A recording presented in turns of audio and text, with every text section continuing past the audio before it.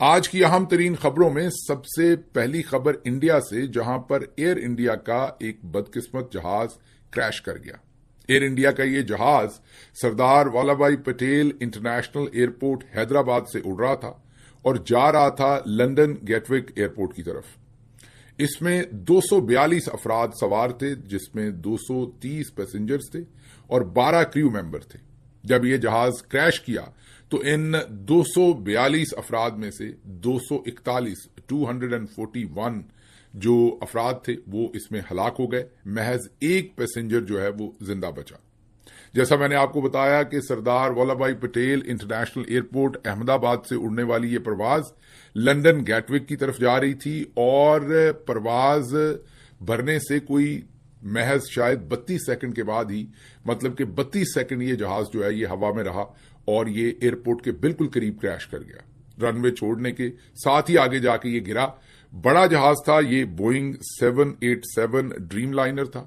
اس جہاز کا جو سیفٹی ریکارڈ ہے وہ بہت ہی عمدہ ہے، اس کے کوئی بہت سارے اس اسپیسیفک ماڈل کے پہلے حادثے نہیں ہوئے، لیکن یہ جو جہاز ہے یہ جا کے سویلین آبادی پر گرا۔ کچھ وہاں خالی جگہ تھی، کچھ ایک ڈاکٹرز کا ہاسٹل تھا، اور کہا جاتا ہے کہ نیچے جو لوگ تھے وہ بھی 30-35 لوگ ہلاک ہوئے ہیں۔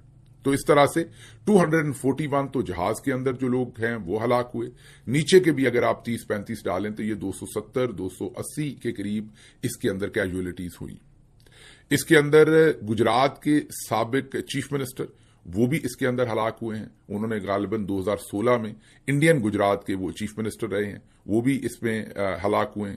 اس میں سے ٹریجڈی تو ہے لیکن کچھ معجزے بھی ہوئے ہیں، جیسے کہ 241 پیسنجرز تو اس میں ہلاک ہو گئے، کوئی زندہ نہیں بچا، کیونکہ جہاز جب گرا ہے تو وہ ایک بہت بڑے دھماکے سے آگ کا گولا بناتے ہوئے یہ جہاز گرا، اور ان کے جو ایک سروائیور ہے سیٹ نمبر 11A، جی ہاں سیٹ نمبر 11A پر ایک پیسنجر جو کہ برٹش پیسنجر ہے، اور یہ وشواس کمار رامیش ان کا نام ہے، یہ اب ہاسپٹلائز ہیں، لیکن یہ کھڑکی توڑ کے جب جہاز کریش کیا تو یہ کھڑکی توڑ کر یہ جہاز سے باہر جا گرے، اور جب پورے جہاز کو آگ لگی ہوئی تھی اور ایک دھماکہ تھا، یہ اس میں سے زندہ سلامت جو ہے وہ خود واک کر کے باہر نکلے۔ یہ واحد پیسنجر ہیں جو اس پوری کیجویلٹی میں سے، جیسے میں نے آپ کو بتایا کہ 241 جہاز کے اندر لوگ اور 30-35 زمین پہ، وہ تمام ہلاکتوں کے بعد وہاں سے یہ زندہ بچ نکلے میں کامیاب ہوئے۔ 169 اس میں انڈین پیسنجرز تھے، 53 اس میں برٹش پیسنجرز تھے، 7 پرتگیز تھے اور ایک کینیڈین پیسنجر تھا، اور بھی شاید ابھی لوگوں کی معلومات سامنے آئیں، لیکن سو فار جو انڈین اتھارٹیز نے یہ انفارمیشن شیئر کی ہے وہ یہی ہے۔